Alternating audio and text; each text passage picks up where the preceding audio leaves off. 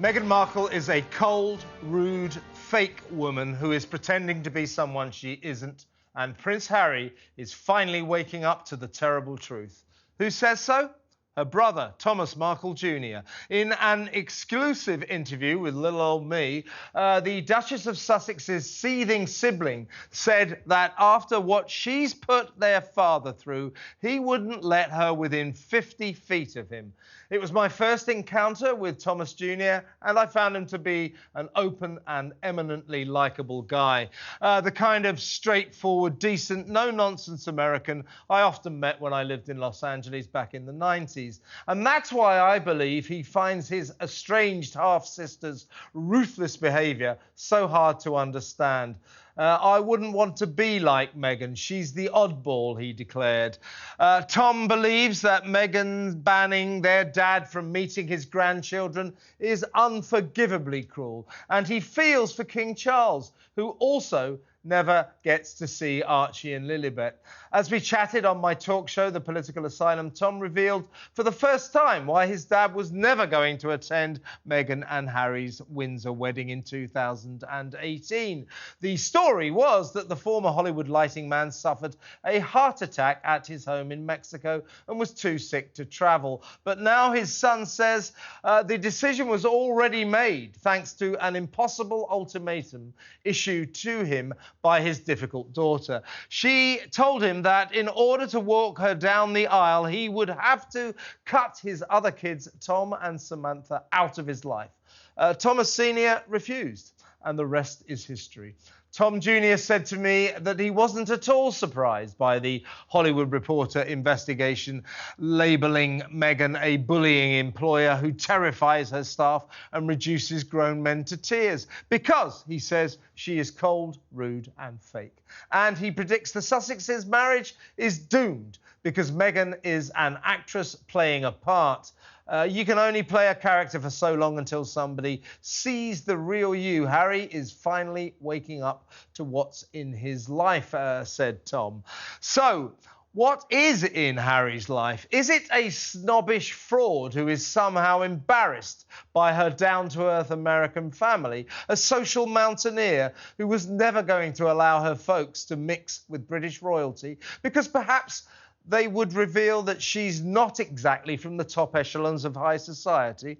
In other news, author Robert Hardman's newly updated book, Charles III, New King, New Court, The Inside Story, lifts the lid on Harry's lies, claiming, for example, that he was informed of the Queen Mother's death in a curt call from a courtier while he was an Eton schoolboy. He was actually in Switzerland skiing with Charles and William. Also, Palace staff remain furious at the petulant prince's contention that they did nothing to help Meghan adapt to her new British life. Far from ignoring her, they went out of their way to make the American actress feel at home, even providing her with extra staff. It is Harry's debatable version of events in his spiteful book Spare that has led to the King's current standpoint in not answering his son's calls or replying to his messages. Charles fears that Harry is a liability because of his tendency to publish accounts of private conversations, some of which, a royal insider told Hardman, have been, shall we say, wrong. Meanwhile, to add to King Charles's problems, there's that other difficult duke, as in the disgraced Duke of York, Prince Andrew, who has been deprived of his £1 million a year allowance, his 10-man security squad, and now faces eviction from the Royal Lodge in Windsor as the sovereign seeks to crack down on his awful brother. So, if things aren't going too well for you, seek solace in this. It could be worse. You could be Randy Andy. Simon, as you celebrate Trump's victory, your thoughts? I mean, though I say so myself, he does not have a good view of his sister. He's monetised his family feud, just like Harry has monetised his. And I think this is all becoming a bit... He's monetised his family feud. He didn't take a single cent for that by the interview. way, I should have stressed this, and I should have stressed this the other night when I interviewed him. He didn't take any money. Never Samara asked for a spoke penny. to him for a long time, and he's been boiling up to this. He's so fed up with her, so fed up with the way her family is nothing to her, and she's cut them off. And here is Thomas talking about this issue.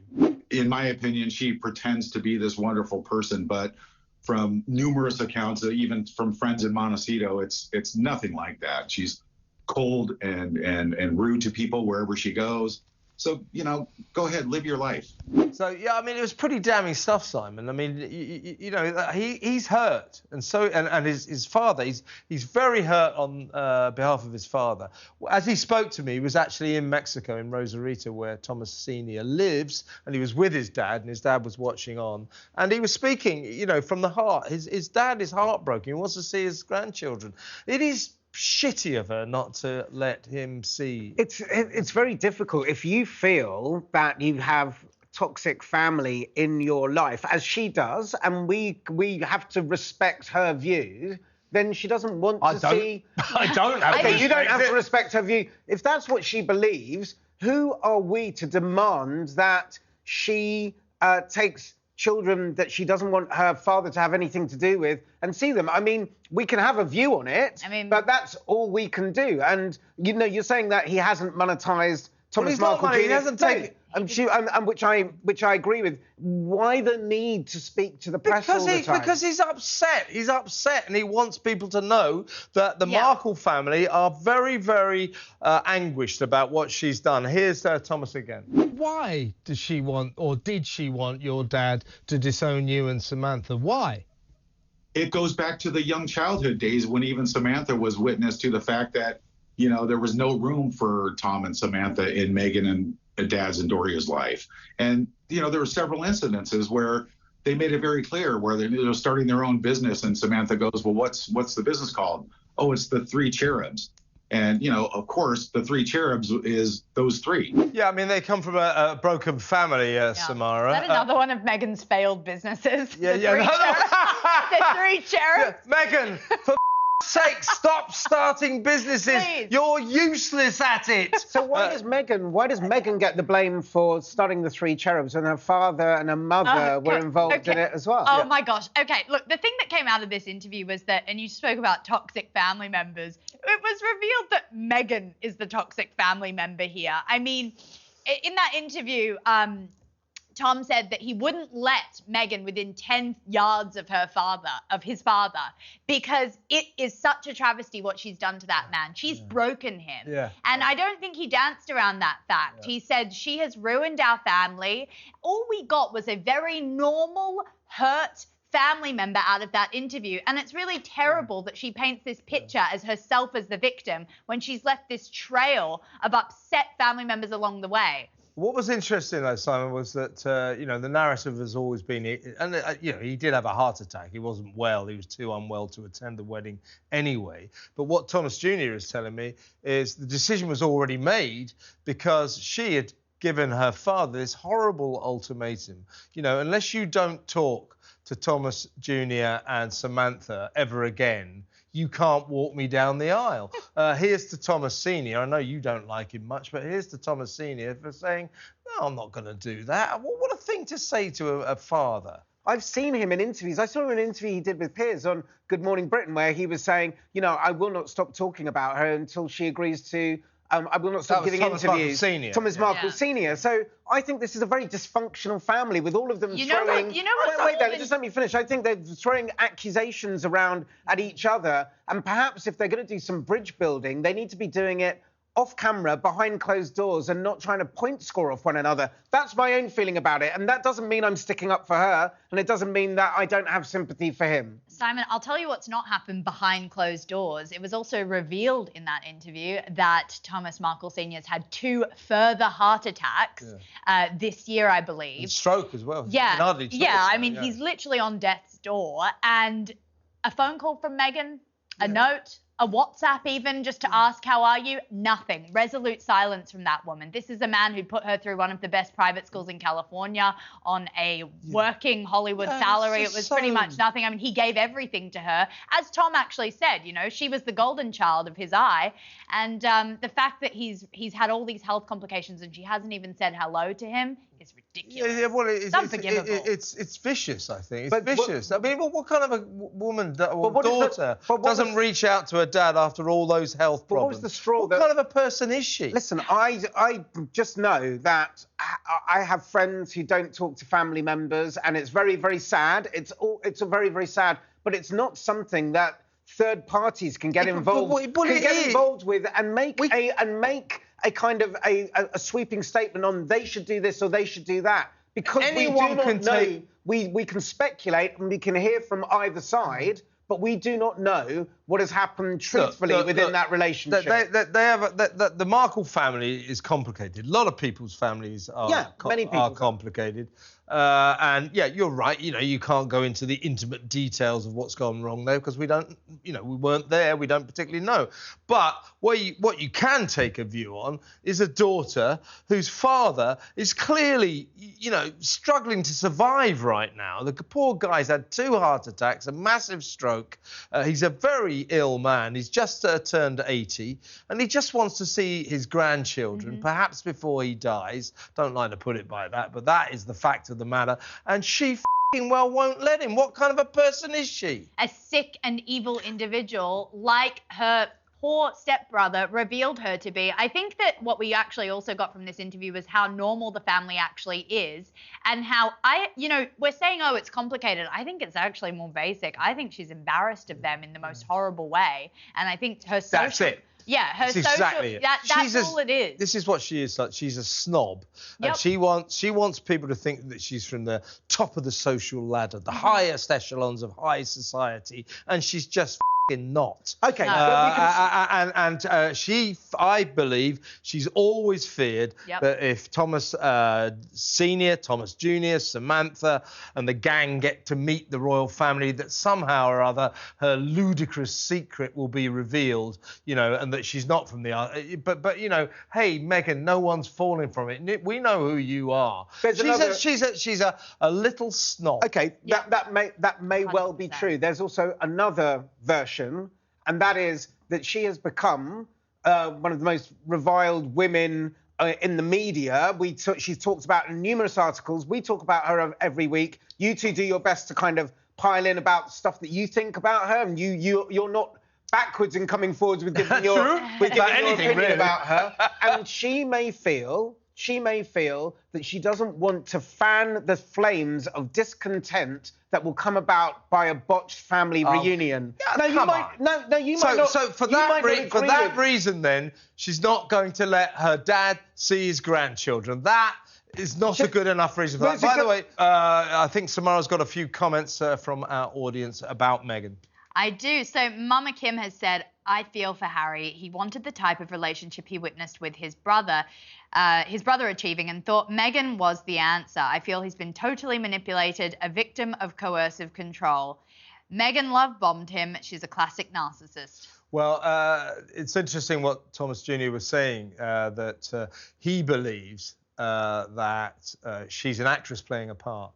That she's fake, as he said, and that Harry is waking up to the person that she really is. He's waking up to who he's lumbered with, who he's ended up with.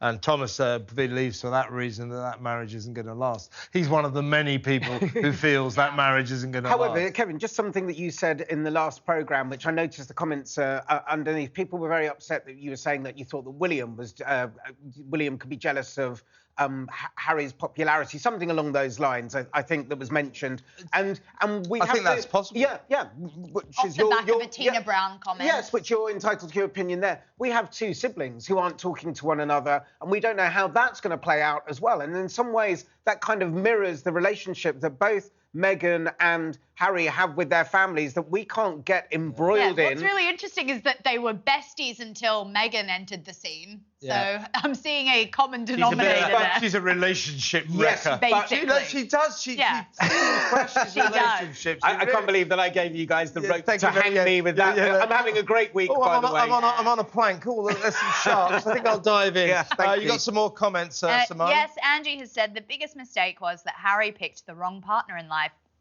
Meghan Markle is old, a 3 times divorcee, and only thinks of herself. She 3 times divorced? I think No, she's one-time divorce. And is she old? One-time divorce. Maybe soon to be She's 2. older than him. Yeah, pretty old, yeah. I think she's 72. Yeah. Right, it's time for a bad ad. Do you suffer from blackheads, dirty pores, or oily skin? You've used face washes, even squeezing them, and nothing works until now. Introducing California Charcoal, the newest, hottest at-home way to remove blackheads and unclog pores while it hydrates and moisturizes your skin. Simply apply a thick layer of California Charcoal to your face and let it dry. Then gently peel it away to reveal your deepest clean skin. It pulled all the blackheads out, and you can see like the circles where everything was tugged outward. I didn't know they were there. That's the most disgusting thing I've ever seen. And I'll tell you what would worry me about that would be, you know, you put the California charcoal, and it never comes off. Yeah, I was going to say, you open the door to your delivery man, and he thinks you're doing something very bad that you shouldn't do. Blackface on blackface. Yeah. Thinks you're that guy in Halloween or something. Right, well, let's go to some real ads.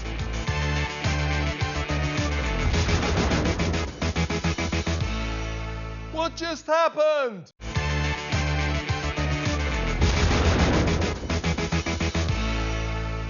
He's mad as hell. It's Kevin O'Sullivan.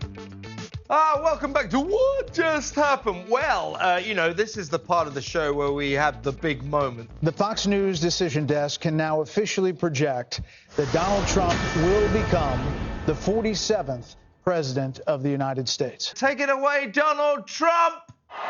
We made history for a reason tonight, and the reason is going to be just that. We overcame obstacles that nobody thought possible, and it is now clear that we've achieved the most incredible political thing. Look what happened. Is this crazy?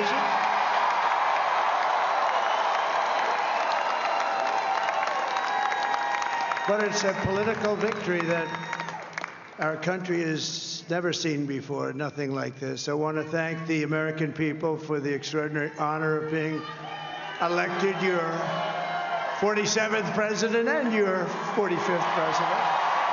I don't like to say that I told you so, but I told you so. You don't understand America, and he was always going to win. That woman on your chest, if I can put it that way, hopeless. I thought Trump was always going to win, but she made it easy for him. Look, congratulations on winning your bet, and congratulations to President-elect Trump.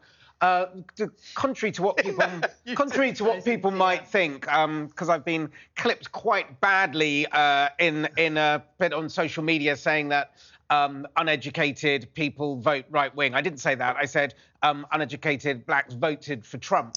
I don't have a problem with Republicans. I don't have a problem with right-wingers. I have a problem with Trump, and I will maintain to the day I die. And you made me wear this awful hat, which I'm just going to have to shower. By the way, this is very good backtracking. I will maintain. We've been looking forward to this moment. I did not want him to win. We cornered him. I did not want him to win. I thought Kamala was going to win. I thought the polls were going to do it.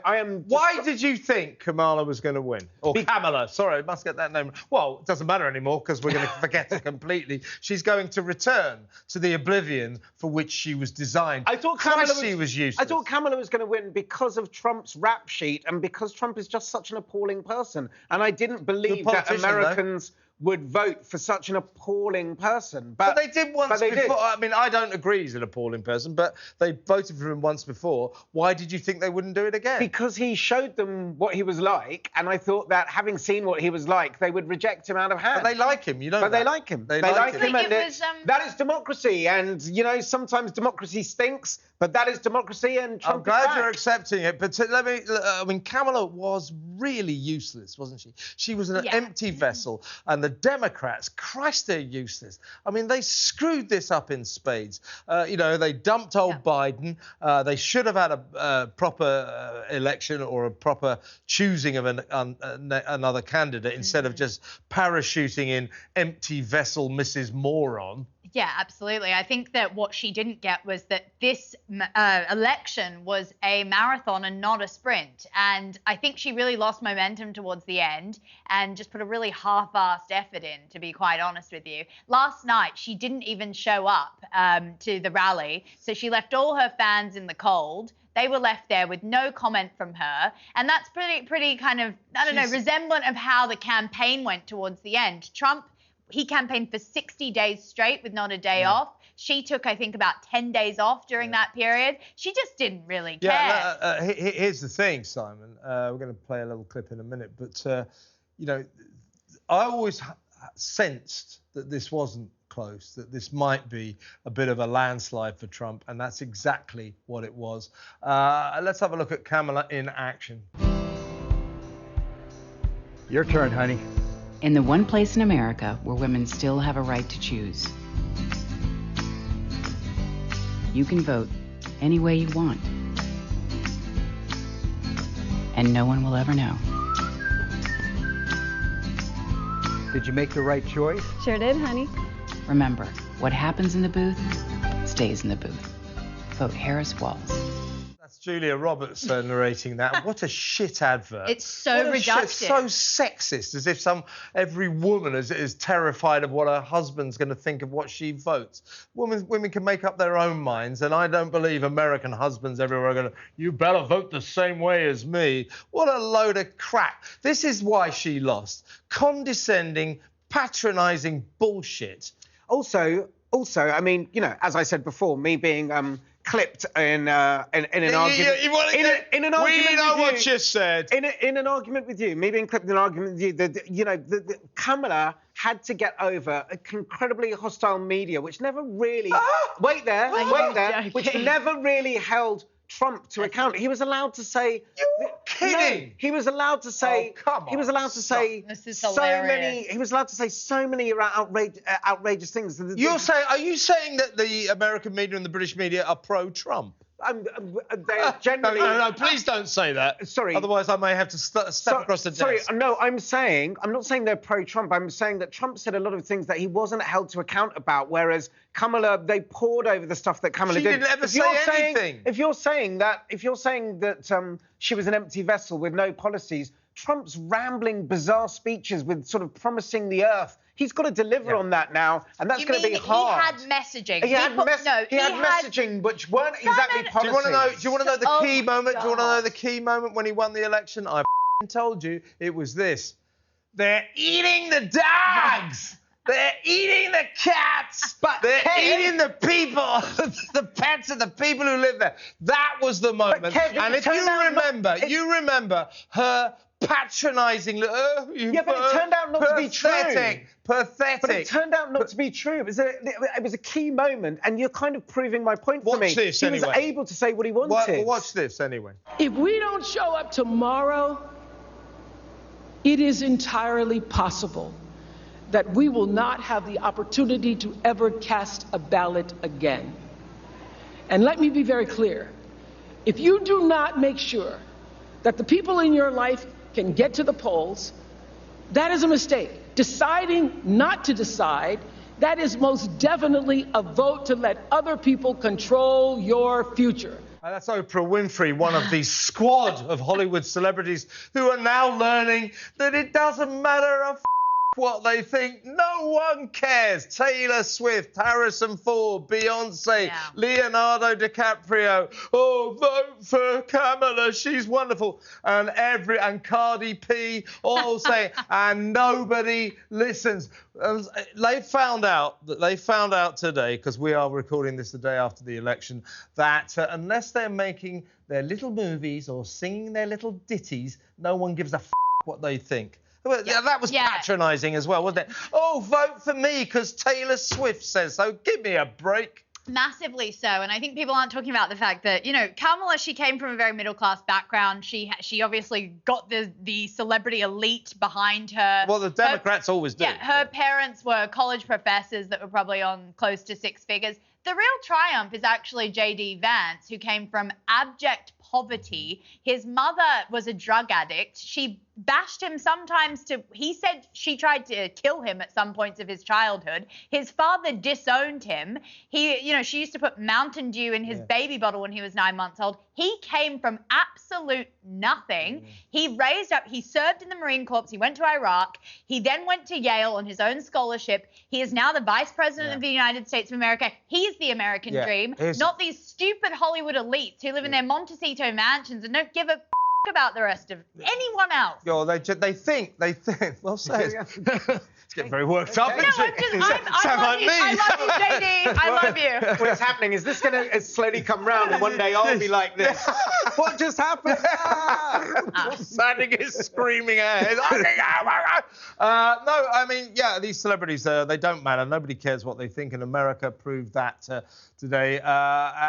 Yes. I mean, these are the big mistakes. I mean, the many mistakes she made. I mean, she was abysmal on 60 Minutes. She was dreadful being interviewed by Brett Meyer on Fox News.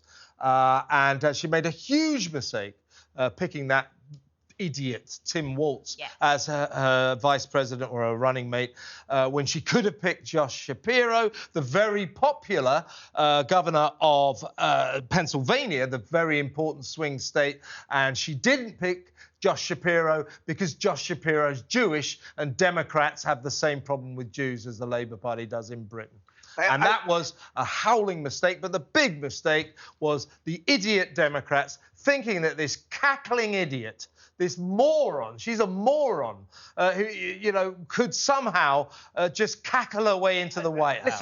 Listen, enough with the personal attacks, because Trump is not... He's not a shining beacon. He's the president. He is the president, but he is not a shining beacon of what's the... He's not he's not a beacon of what a politician should be. I think he is. He's the 47th president of the United States.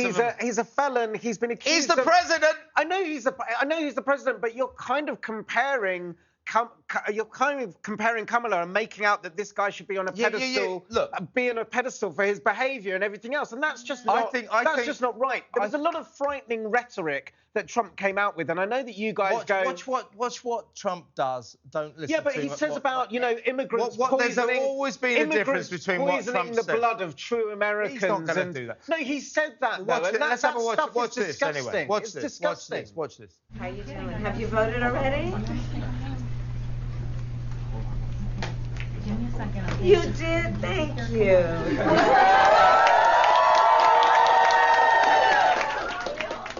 Yeah. She's faking that. That was at the beginning of the night of her downfall. And by the way, as I say, we're recording this on the day after the election, and as of now, she's sulking. Listen, Trump. She's sulking. Trump. Come on, Kamala. Concede defeat. Make your little speech. Come on. And admit you were absolutely useless. Come on. Trump has won, and he's going to be the president-elect and everything else. And the Democrats in defeat. The Democrats in defeat, yes, she hasn't turned up and talked about... She hasn't turned up and maybe she's let down her fans that way. But she didn't do what Trump did, where demanded that the count was stopped and said that he's never admitted he's never admitted that the last election that he lost, he instigated an insurrection against the Democrats can't... let's stop pretending. You are demonising... You're demonising a woman. It's such a bad loser. I'm not a bad loser. I'm not a bad loser. Congratulations. Trump won. Congratulations. He's the next president. But stop feeding me this bullshit about he's an amazing politician. He is a good politician. He's a good politician, but he's an amazing man. And he's a great example of a man. He's a clever guy. Dangerous demagogue. No, he's not. No, he's a dangerous demagogue. And the next 4 years are going to be pretty horrible. You're wrong. Time for a bad ad. Introducing Sock Slider, the pain-free, no-bend-over way to comfortably put on your socks every day. Just place your sock on the cradle, lower the cradle to the floor, and slide your foot in. It's that easy. Sock Slider puts the socks on for you, so bending over is something you never have to do. The secret is the unique cradle design that expands the sock opening and places it in the perfect position, so all you have to do is slide your foot in. Then when you want to take them off, the Sock Slider makes that easy too. Oh, my God, that's one way to make a very simple process extremely complicated, but I'll definitely be invested in the soccer run or whatever it's called. Let's go to some real answers.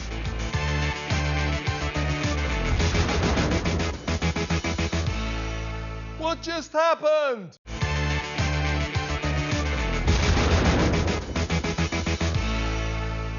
He's mad as hell. It's Kevin O'Sullivan. Well, it's a very special day. Welcome back. We are looking back on our campaign, if you like, over the past few months. Of course, this show, What Just Happened? We have been concentrating on the American election. And as you will have noticed all along, I've told Simon, you're wrong. You don't know what you're talking about. You don't understand America. You just think Kamala's going to win because everyone's a Guardian reader. Well, and the New York Times, I guess. Well, guess what? They're not. Well, let's take a look at some of Simon London's highlights. He is ahead in 5 of the swing states. No, he's not. If he stays, he is. He isn't. He is. If he stays in that position, he wins. Okay, first things first. You might want to... He's going to win. You can manifest it all you want, but he's not ahead. A second thing... Where you got He's not ahead in the swing states. You just made that up. She's just made that up. Look, you can't. Ask the producer. Ask the producer. Tell him to tell you down your ear. He can Google it now. He's ahead in 6 states. What are they doing handing you that gift? Listen, she is... I know, I can't believe I was that stupid. She's an empty vessel. It doesn't matter. The Democrats have decided to adopt Operation Let Them Speak. And Trump and Vance are idiots. Who's the idiot? I still maintain... Operation Let Them Speak. Trouble is, when she did speak, she said absolutely all. She's a total empty vessel. I always told you. Yes. Look, I know Americans, and they're very engaged politically. Yes. And the Democrats patronised them and thought if she just went joy, hope, love, that they would vote for her. No, Americans demanded policies. And by the way, when going back to your vilification of Donald Trump, you know, I understand the criticism of Trump, and I'm thrilled that he's won because I just think he'll be better for America, better for the world. He's a more powerful person. He's done the job before. But a better Democrat candidate could have given him a much closer race. Let's not forget, we were told it was neck and neck. No, it wasn't neck and neck. She got absolutely thrashed, pummeled. But Kev, we were told by the pollsters in America as well that it was neck and neck. I was reading up... Yeah, but they were lying. Yeah, no, I was reading up, as I'm sure you were, and at some stages, she was ahead in some swing states. You can look at the polls, and from the pollsters, from the information that was given... From the information that was given, that's what it looked like. Yeah, but I'm sure... Now you know, Simon, never listen to American pollsters. And the media and the pollsters painted a picture. This is the chronology. As of about 3-4 weeks ago, it was Kamala's way ahead. Kamala's walking it. Kamala's walking. Then suddenly it became clear that Trump was catching up, particularly and then. Instead of admitting that Trump had pulled ahead, the media and the pollsters started saying, well, it's neck and neck. It wasn't neck and neck. Have a look at this. Your spiritual God has been brought down and I am here for it. Cry harder, MAGA morons. He's going to get voted back in, though, isn't he, Samara? Yeah, exactly. No, and it's people like you, Simon, that will make sure that that's the case because they will buckle down. Trump supporters think that the system is broken, nothing is working in America, and that everything has gone to shit. And that is what's happened. I did say, Simon, at the beginning of the show to the producer, I said, look, let's not rub Simon's nose in it too much. And then I changed my mind. It's hard Listen, sorry, go on, Samara. No, it's hard to find a clip where you're being reasonable, Simon. That's Well, hang on a second. Here you are again. And I hope all the MAGA morons suck it up and know why are they morons? Nobody. Why are the MAGA people? Because they are in a cult. No, they are in a cult. The cult of personality of Trump is so insidious. Wait a second. You mean half of America? Yes. You think half of America are morons trapped in a cult? Yes. MAGA, make American great again. I think MAGA morons... What do you think is wrong? Republicans... What exactly do you think is wrong with the slogan? And you hear me say there, I don't think Republicans... I heard what you said. You heard me say, I don't think Republicans. I do think this cult of personality about Trump, I do not think that he represents good Republicans. I can handle a Republican victory. I'm inside, I'm left-leaning, I'm a Democrat. I can handle a Republican victory. I can handle a good Republican. Mitt Romney would have been great, for instance. I would think he would have been a great person. But I just... Good-looking Mitt Romney. But I just can't... The cult of personality around Trump, and he's so vacuous, and he's so what's wrong. Vacuous? He's so what's wrong compared to Kamala? Yeah. Kamala is the ultimate empty vessel. Nothing to her. I am not whatsoever. I don't say this lightly. I don't go around. You don't say anything lightly, Kev. That's true. I don't go around calling politicians morons easily, because they're normally not, even if you hate everything they stand for. You know, you don't get to be a national politician in America or Britain without having some brains. She did. She's got no brains. She's a f***wit, isn't she? Yeah, and as we know, Trump had a plan. People felt really, let's just say the hip pocket nerve was really what this was about, which means, you know, what is the money in your pocket? People voted on border security and the economy, and she didn't have a plan for either, and you can't really find a good answer from her on the internet anywhere. So here's a question for both of you. Yeah. Sorry, here's a question. Sorry, Samara, to cut across you. But how do we make America great again? No, but do you Vote think... for Donald Trump. Do you think then that Trump... Do you think it's voting for Trump, or do you think it's a vote for a lack of policies on the Democrat? I think that's a good question, and I think it's certainly a combination of the two. As I say, I would concede that a very good Democrat candidate could have given Donald Trump a much closer run for his money. But what America saw, even people, loads of people who would never have voted for Trump before, said, well, we've got one candidate here who's giving us policies, actually policies we quite like, and we've got another candidate called Kamala who's giving us no policies whatsoever. So America's just said, well, we've got to go with the policies. That's what you believe. Yeah. And so you think sort of Trump being the figurehead of that, he's just the right guy in the right place at the right time? Well, no, and I think that a lot of people just sort of railed against the idea that migrants are eating the dad. Stop it. Stop it. Let's have another look at Simon in all his glory. What do you think, if he's such a racist, what is he appealing to more and more blacks and Hispanics in America? He's getting a real backing from those communities. Why do you think that is? I think that there may be a lack of education. Oh, I think there may racist. be a lack of education around people who you believe. It's kind of like a man brings out a book about his life and we talk about his todger. We don't get the full picture. They're not being given the full picture. Trump is a cancer in American society that needs to be cut out. Well, get used to it, mate, because he's going to be the next president. I'm good, aren't I? You're very good. You're very good. And this, what can only be described as a televisual beasting over the table is quite sobering. But go on, No, Samara. it was a great prediction, because actually what ended up winning Trump the vote was the working class and also the Hispanics and the blacks who came out and voted for him. He actually mobilized them, which was a really interesting turnout. In Georgia, in Pennsylvania, in all those swing states, they came out and they swung the polls. And let me tell you one other factor. We're going to look at another one of your glorious moments in a second. Another factor is, you know, a lot of people said, oh, well, Donald Trump is going to lose it because women, reserve the right to abortion, and he seems to be sort of against it. I mean, he never has been federally against abortion. He just said states should decide. Now, you know, I'm a European. I believe in a woman's right to abortion, a woman's right to make her own decisions about her own body, and so do a lot of American women. But what people on this side of the Atlantic in Europe didn't realise or didn't understand is there are a lot of women in America are against abortion as well. Anyway, well, let's have another look at a bad ad, shall we? How do you clean your feet? You bend, stretch, and you can't reach. Keeping your tired feet young looking is such a chore, but not anymore. Hi, I'm Jessica, and this is Easy Feet, a revolution in convenience. Easy Feet is perfect for athletes of all ages to help eliminate that foot odor. My feet look 10 times better, and I love it. I love Easy Feet. Easy Feet massages and cleans. It feels great. Don't get into bed and dirty your sheets when it only takes a minute to use Easy Feet. So stop doing that one-legged dance in the bathtub and stop ignoring your feet. You could use these for your feet pictures that you're going to put on OnlyFans. I love this. I want to get one. See? I've got some. Everybody, you know. I really don't like dirty feet. No, neither do you. Whereas I absolutely love them. You like dirty feet, don't I'm all over dirty feet. That's very unusual of you not to like dirty feet. And on that bombshell, let's go to some real ads.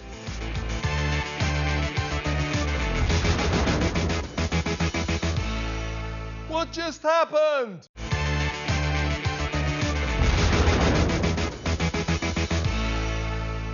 He's mad as hell. It's Kevin O'Sullivan. Welcome back. The champagne corks are still popping here in the What Just Happened studio because Simon is just so thrilled that, that Trump has won the election. Samara Gill is genuinely thrilled, and so am I. And here are some of the highlights from Donald J. Trump's triumphant campaign.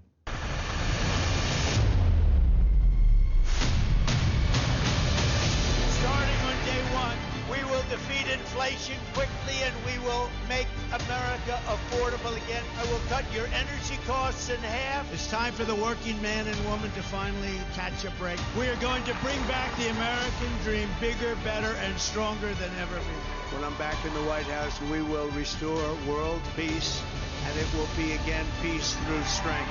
I will launch the largest deportation program in American history. And we'll put these vicious and bloodthirsty criminals in jail or kick them the hell out of our country. November 5th, 2024 will be Liberation Day in America. We all salute the same great American flag. Our best days are yet to come. Together, we will make America great again.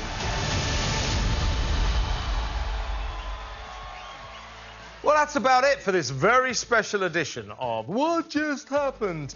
Thank you very much, Samara Gill. Thank you, Simon. I've been so looking forward to this show. What just happened indeed. What just happened? Thank you to Simon London. He has been a good sport. He's a bad loser, but he's a good sport. Thank you, Simon. We'll be back next week with another edition of What Just Happened. Same place, same time. You be there.